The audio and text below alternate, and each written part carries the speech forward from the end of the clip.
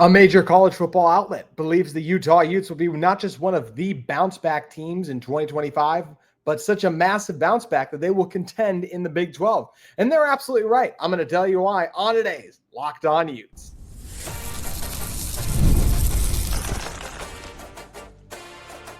You are Locked On Utes, your daily podcast on the Utah Utes. Part of the Locked On Podcast Network, your team every day. Hello, everyone, and thank you for making Locked On Utes your first listen and view of the day. We are part of the Locked On Podcast Network, available wherever you get your podcasts, as well as on YouTube. If it's your first time tuning into the show, make sure you like and subscribe. Today's episode is brought to you by FanDuel. Right now, new customers get $150 in bonus bets when your first $5 bet wins. My name is JT Wistrcill, and on today's show, we got a lot to cover. Last but not least, we're going to get to Brennan Carlson being an NBA champion. How awesome is that? And also just something I took away from watching the finals that I would love to see out of Utah basketball next season. We're also going to talk about if Utah's schedule sets them up to win the Big 12 and just bounce back, because that is, of course, what we're going to hit on first is Utah football's bounce back chances in 2025.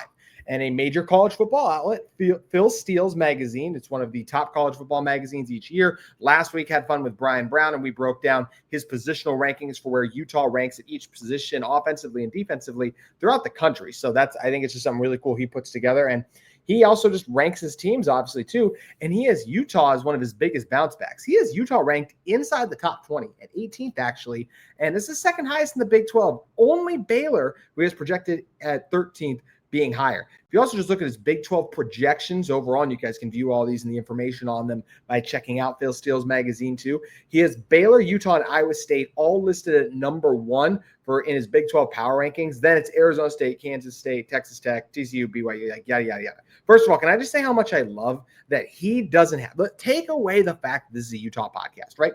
I just love the fact that his rankings aren't Arizona State, Iowa State, BYU, the three teams who a lot of people think are most likely to bounce back and win the Big 12, right? My thing with when we see that, right, when the teams on paper are all the same and just things of that nature, and it reminded me of this last year, right? It never works out that way. It's never the top three teams that are like that too. So I like that he's shaking it up and doing something different, especially in the Big 12, a conference that is so unpredictable that last year the team picked to finish dead last by the media. I think in the preseason poll it was Arizona State. They went on to win the conference. I was thinking about this earlier today. Wasn't it funny how everyone was talking about how crazy it is that a Pac-12 team that is soft, for those of you on audio, I'm obviously doing air quotes, could come in and win a conference as physical and as grueling as the Big 12. And that's why Utah couldn't do it. And you know what? Utah didn't do it. It was more to injuries due than anything else, right? But you know who did do it exactly that from the Pac-12? And it was a team that had just gotten the crap beat out of them in the Pac-12 for years. It was Arizona State. So it's just kind of funny looking back how false that narrative ended up being, right? But going back to Utah, I said this in the open. Like, I absolutely believe this Utah team is primed for a bounce back. We've talked about a number of the reasons on this show in previous episodes, but let's talk about the main ones, right? I mean, number one, I think Devon Dampier, it comes down to quarterbacks, right? And I think when you look at Devon Dampier, it seems like he has all the tools available and just seems like a logical guy. If you look at what he did at the group of five level, say it with me, those of you who are true everydayers on this show, which we greatly appreciate. He was the only quarterback in the country last year to rush for 1,000 yards and throw for 2,500 yards. So he did that. Who did he do it with? His offensive coordinator from a season ago, who is back with him at Utah. What does he have at his disposal? One of the best offensive lines on paper. And even if I have some questions about how, like, is this a top 5 offensive line? Is this going to be the most amazing offensive line? At worst, they're a top 20, top 15 offensive line, and I'd still probably have them ranked in the top 10. I just have some concerns, and I'm not as ready to anoint this offensive line as I see some people doing. And I even mentioned before how some of the preseason rankings I've seen for Utah's offensive line are a little high, but it's still a good offensive line, right? You have a star at running back or a guy with a chance to be a star at running back in Wayshawn Parker, receivers with potential, but obviously you don't love it there. And then Utah's defense is Utah's defense, right? Like, yes, they lost a lot, and I'm not trying to say those losses won't matter. I've said it multiple times on my show. Utah offense, to me, massive leap forward. Utah defense, slight step back. Utah offense, I think, will be a top 8 unit in the Big 12 this year. I really believe that. You look at the offensive coordinator, you look at the ability to control the line of scrimmage, and the quarterback who can just get out of pressure. And that's the one thing. A defense can have everything covered up correctly, and then whoop, our defensive end couldn't bring down the quarterback because he's too athletic. And that's just something that always breaks a defense. And that's what Devon Dampier can do.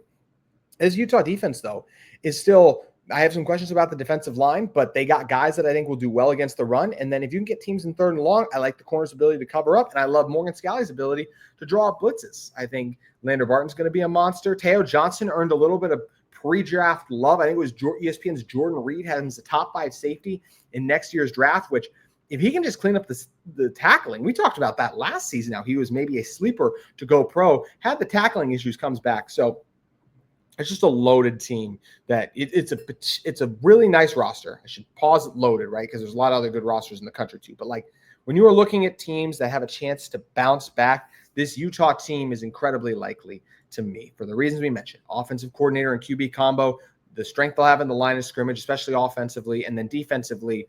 This Utah defense always performs well. You just know what you're going to get with them, and they have a number of guys and leaders back. And even if they don't have every starter back on that side, they have contributors there that should still make that unit really good, not a unit that I expect to take a massive fall off. And I mentioned this a little bit earlier, right? But I get frustrated when I see that, oh, this year's Big 12 title game will be Arizona State and Iowa State again, or BYU be right up at the top. Like just all this chalk like of last year. If it's one thing anything should have taught us last year, it's that the Big 12 is still, it's going to be incredibly unpredictable because we do not have a Texas and Oklahoma in there. In fact, by taking out Texas and Oklahoma, no current Big 12 member has made the conference championship game in back-to-back seasons since Colorado did it in 2004. Once again, no current member. Texas and Oklahoma did it a ton, but no current Big 12 member has made it in back-to-back seasons since Colorado, who, of course, left the conference for a while and then now has just come back in, right? So this is one of those things where you see the top of the conference. It just usually never goes as it seems, and last year's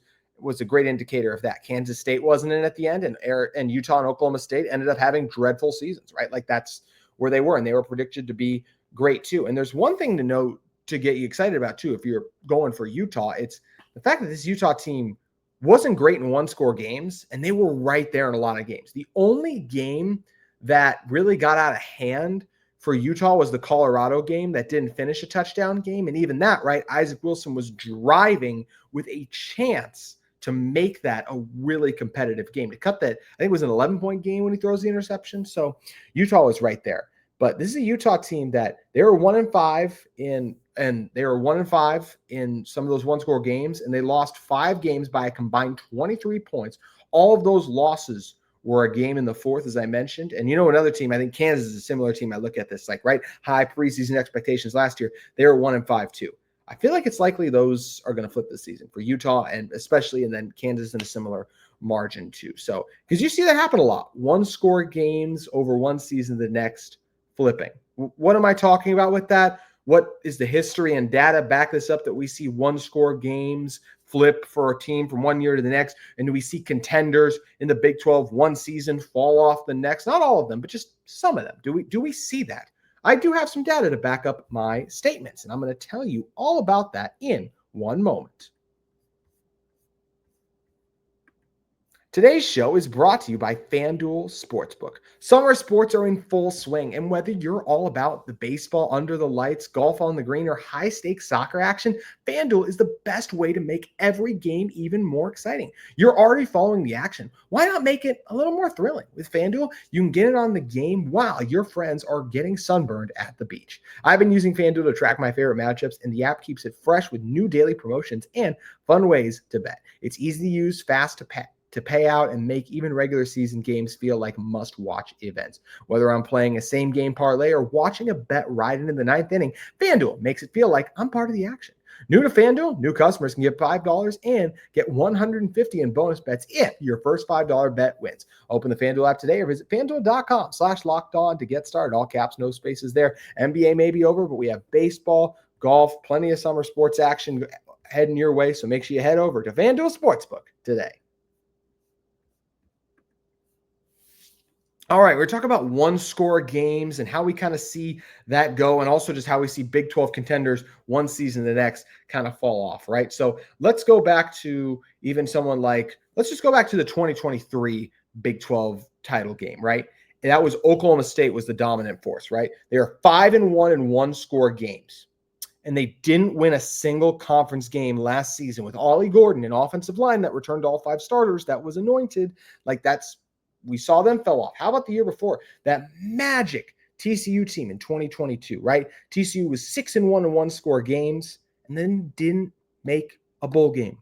Year before that, Oklahoma State and Baylor went a combined 10-3 in one-score games in 2021, and they combined to go 13-13 the next season. So just because you have success in one season in college football does not mean you're guaranteed to find it in the next. And just because you struggled doesn't mean, of course, you can bounce back too. But I'm just saying, if you guys are ones to make Big 12 predictions and just be like, oh, this is who I think is going to win the conference, saying the top 3 of the Big 12 is going to be Iowa State, Arizona State, and BYU in some order, I'd be shocked if that was the case. And just history tells us that's not how it's going to happen too, right? And this Utah defense, right? They return 11 contributors, 5 of those being starters, 6 if we count Demooney from past seasons, right? And there were 20 points per game allowed last year. It was second in the Big 12. I said I expect Utah to take a slight step back.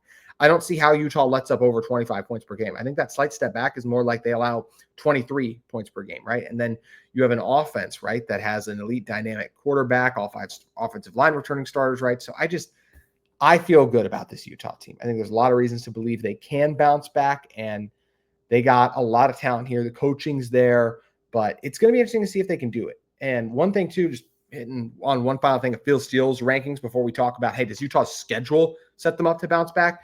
It's just cool to me that Utah is among a Baylor, Iowa State, and a Utah. And I think Baylor could absolutely win the Big 12. Sawyer Robertson is a really good player. I like Dave Aranda. I think he's a good head coach. I think there's other pieces there.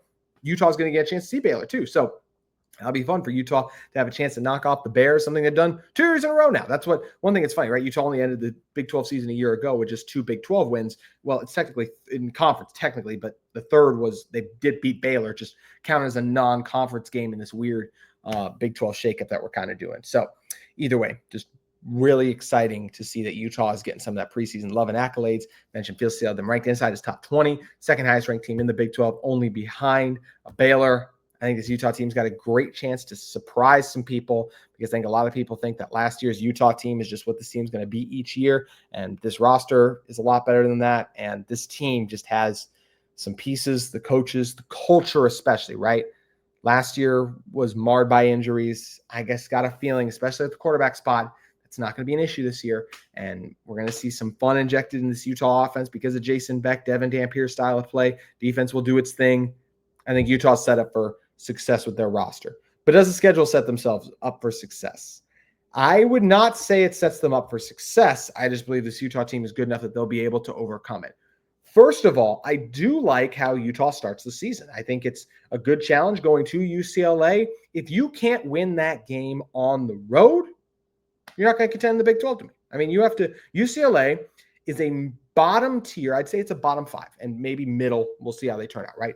But a bottom to middle Big 10 team, especially at the start of the season. By the time we get to November, December, this is a UCLA team that actually closed the season on a bit of a hot streak a year ago. I expect them to do the same this year, because what's happening? They have a couple of key pieces to replace from last year, but now they're bringing in a new offensive coordinator and a new quarterback.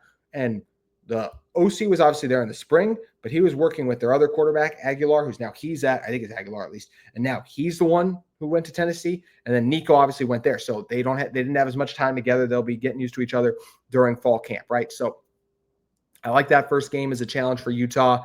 And I think they're going to win it. I think it's a good matchup. You look at this Utah defense, the continuity they have, it just feels like one that Utah goes in on the road and gets a win. Cal Poly, Wyoming, Utah's going to win those games. Like if Utah finds a way to lose either one of those games, then they don't deserve to be in a Big 12 champion anyway. So after that, how does the conference schedule set up? Well, I will say this about Utah's conference schedule. Not a cakewalk. Utah plays 9 of the top 12 teams from a season ago in the Big 12, with only Cincinnati outside of the top 10. So you get a lot of tough games in there, right? Utah misses Iowa State and TCU, 2 teams that were inside the top 10 a season ago, right?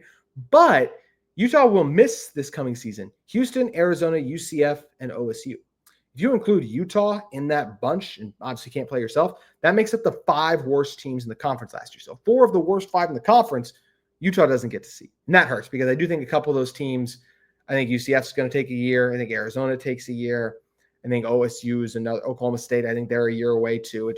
We'll see how all the pieces come together for them, but that's just another one too, right? So it's definitely a tough schedule. I mean, Texas Tech is the first one you get at home. They brought in a top 3 transfer portal class. That's a team that obviously NIL has been kind to as well too. That's going to be a juggernaut of a challenge. How about West Virginia? That's just tough because you go on the road, and I think the Mountaineers can be good. I'm just not as high on them. I just think Rich Rod's first year, so a lot of new pieces there. I just don't see that all coming together right away. I think that's a tough game on the road. I just don't see them as like, if I was to do my Big 12 rankings, I don't think they're a top 10 team to me right now. Arizona State in Salt Lake City. Gosh, the last time they came up to Utah, it was 55-3. Utah won. And then last year we saw what the Sun Devils did, not just against Utah, but on the season as a whole. Sam Leavitt, probably the best quarterback in the conference right now. That's going to be a great game. Utah goes to BYU. The game's in Provo. That's going to be incredibly challenging too. Then you get Colorado as well, right? You host Colorado. That should be a win to me, but that's another one. Also, Utah hosts Cincinnati, another one that should be a win. Utah going to Baylor. That's tough. That is incredibly tough. Just with the way the Bears have been playing, Utah barely eked out a win there a couple of years ago. Remember that there was a no-call pass interference, which I didn't think should have been called. I think it was Miles Battle at the time. But either way, then Kansas State at home, senior night, and then Utah at Kansas to end the regular season. So there are some incredibly tough programs and some incredibly tough teams. Do I think Utah's schedule sets them up for success to necessarily win the Big 12? I think based on the opponents they're playing, I'd say no. I think in terms of the scheduling itself, the fact that Utah does not have to go on the road in back-to-back weeks during conference play, I think is a monster advantage to this team. I mean, especially if you look at it, so Utah will take on, they'll take on Texas Tech at home, right? So that's at home. So that's week 1. Then you go to West Virginia. But after that, Arizona State at home. Sure, you travel to Provo, but you're staying close in your own state. Then Colorado home, then Cincinnati at home. Then, yes, 2 of your last 3 on the road, both of who, Baylor and Kansas, I expect to be in the Big 12. And then Kansas State, I think, is going to be really good too, right? But the fact that Utah gets 4 of those 5 games I mentioned, actually is, they get 5 of 6 actually in the state of Utah, with the only one on the road being Provo. And then we mentioned that trip up to West Virginia. I think that's massive. I think this team has a great opportunity. You got to win some tough home games, especially a season ago when you weren't as good at home, but I blame that more on the offense than anything else. I feel like Rice-Eccles Stadium, the home field advantage, it's been so great year in and year out. I just refuse to believe that Utah is just a team that's going to get trampled at home each season. That just doesn't seem likely to me. So are there tough games on here? Absolutely. With the way Kansas looks, with the way Kansas could look, with the way Baylor could look. I already mentioned Texas Tech, Arizona State. But these are tough games on here for Utah. But because you don't have to play back-to-back games at home, back-to-back games on the road, I believe that is where this schedule does set Utah football up for success. It's going to be tough. You knew the opponents were going to be ahead of time. So, yes, it's a schedule that is daunting and in some ways doesn't set you up for success. But because of the way the games are organized, I believe it sets you up in the best position possible to win. So, I do believe this Utah team's in for a bounce back. I think this Utah team, when I look at them, I see a top 4 team in the conference. I say this all the time. By the time the season rolls around, probably going to pick them to win the Big 12. But as of right now, I see them as a top 4 team in this conference. I think 9-3 is probably fair right now with 3 conference losses probably, but could also really see 10-2 because I just really see this Utah team going undefeated in conference play. I like that UCLA matchup, as I mentioned. And then from there, it's just, hey, can we squeak out some wins? Can we get into the college football playoff, be the first ever Utah football team to do that? And I do believe this team has a chance to do that. Combination of coaching, a couple of elite players, a couple that I think are meant for stardom. I'm excited to see if this Utah team can do it. So let me know in the comments below. How do you feel like Utah's schedule? Does it set them up for success? Also, just let me know what you think of Field Steel's rankings. Do you guys feel that Utah is in for a major bounce back season like I do?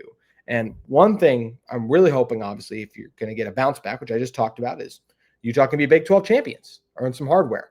Speaking of champions, Brandon Carlson just became an NBA champion.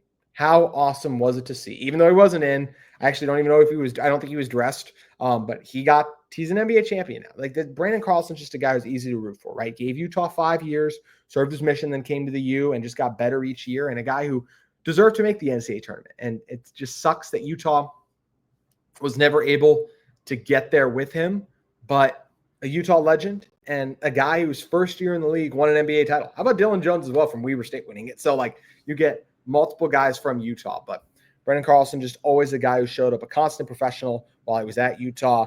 Great presence in the paint, right? Added a little bit of a shot as well as his career went along too. A guy who played above the rim, is up there all time in blocks. So he's just a guy that had a really impressive career at Utah, and really excited that he gets to be an NBA champion now. He got to win a ring. He had a couple moments for the Thunder throughout the season, but yeah, overall just got to chill and collect a trophy, and he gets to learn from some of the best. I also think the Thunder have some of the best player development. If you look at how that Thunder roster was crafted, some of the guys they were able to develop, the Aaron Wiggins of the world, like that's a second-round pick who made some massive shots for them in the NBA Finals. So there's lots of guys on that team that, hey, they weren't the highest pick, but give the staff time, they developed and helped them reach their full potential. I think Brennan Carlson could be a guy for them who eventually does that. I don't know if it's next year, might be a couple years down the road, but either way, he's in a great spot. Love that he got a ring. Just love. He's just one of those guys. Mentioned it's so easy to root for him. So cool to see him up there and gets a ring while he still learns and grows and begins to navigate what the NBA is like. I hope he gets to do summer league again too. I just would have loved to see him out there doing his thing and proving that he belongs. And I think OKC should have interest in retaining him. Hopefully they do. And excited to see what BC's NBA future is. Speaking of the NBA, was watching the finals last night and obviously couldn't help but think about Utah basketball. Also just prayers up for Tyrese Halliburton. I mean, how awful was that just as a basketball fan? But as I'm watching the game, I couldn't help but think about one thing. I think Utah's recipe for success in 2025-26 season for basketball, still can't believe we're going to be on the 26th season soon coming up for sports. It just seems crazy, by the way. But I think it's to become something like what the Pacers have. Utah does, to me, could Ja'Kai Howard, Elijah Moore surprise us? Sure. But to me, Utah doesn't have a star. They don't have a Shai Gilgeous-Alexander, don't have a Jalen Williams, don't have a Chet to me. Like, they don't have stars. But I think they could be the Indiana Pacers. And maybe not even the ones with Tyrese Halliburton, but even the one tonight that made that a game in the first half. Did they win the NBA title? No, but they made it very challenging on the team that was the best throughout the regular season. The Pacer team that everyone got involved, multiple guys were a threat, multiple guys were doing things. I think if you're Utah, that's how you have success, right? You got multiple bigs that you hope can be effective inside, catching some lobs, doing some things.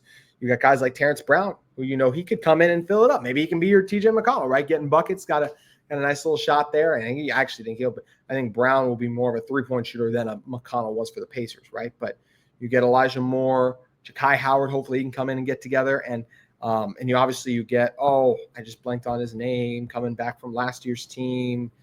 Yeah, it's gone. Hopefully he comes back eventually. Remember for me, he was the guy from Rice too.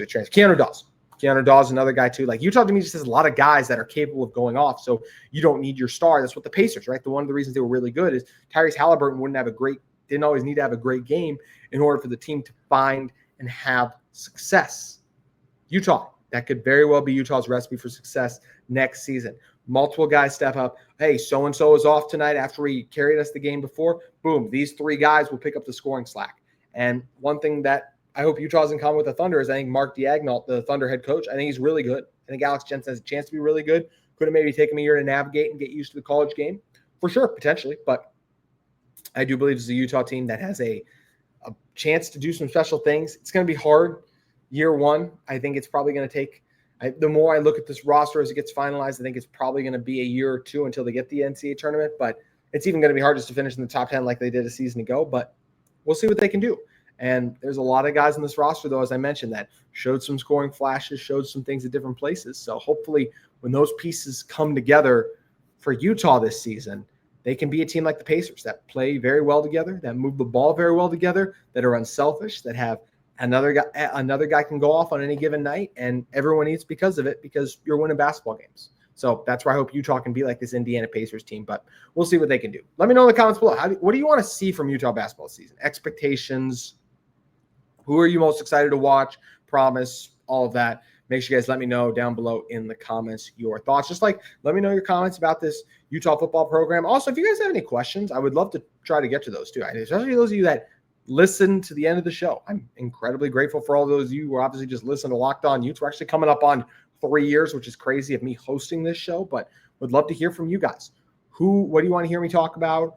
What do you think is going to happen with college football, especially for Utah basketball? Just drop it in the comments. Let me know, and I'll do my best to get to and answer those questions. Also, if you are in the market for a second listen every day, make sure you check out the Portal Show. Brian Smith has the latest rumors, portal entries, and signings. Be the most informed fan on the rapid changes to college sports landscape. Find the Portal on YouTube or wherever you listen to your podcast. And speaking of podcasts, that's going to do it for today's Locked On Utes. Thank you again for tuning in, and we'll be back with you tomorrow talking about some recruiting. I didn't talk about recruiting today because I was really hoping Utah was going to land a 5-star offensive lineman. Wishful thinking, probably. Some cryptic tweaks had me hopeful. So either way, we'll recap the weekend that was Utah recruiting, landing a couple commits, all of that on tomorrow's Locked On Utes. Hope to see you all then. Have a great day, everyone.